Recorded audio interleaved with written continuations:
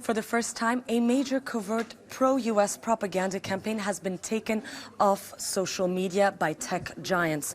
According to this report by Graphica and the Stanford Internet Observatory, Twitter and Meta, so that's the parent company of Facebook and Instagram, have removed dozens of accounts used to promote U.S. interests abroad. These accounts targeted at audiences, for example, in the Middle East and in Central Asia in different languages.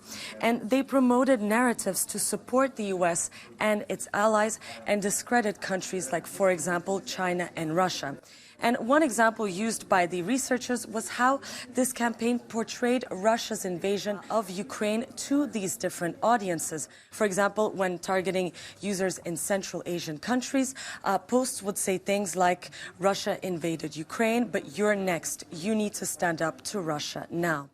This campaign mirrors quite a lot the other propaganda campaigns used against the West.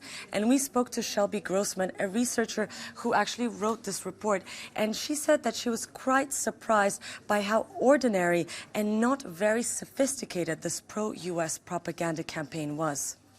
I was just really shocked that the tactics that we saw being used were just identical to the tactics that we see authoritarian regimes using around the world. They created these fake persona accounts pretending to be like citizens of Iran. We see that tactic being used all the time. They had profile photos that were generated using artificial intelligence. There were short form videos, there were memes, there were political cartoons. These are all tactics that we see being used over and over again. So I was really just surprised at how ordinary the tactics were. So it's still not clear who exactly is behind this propaganda campaign.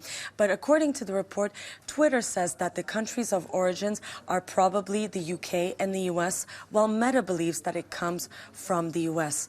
But what's most important is that this campaign had quite a limited amount of success because the majority of the posts and the tweets only received a handful of likes, which goes to show that this sort of inauthentic tactic does not necessarily generate interest online.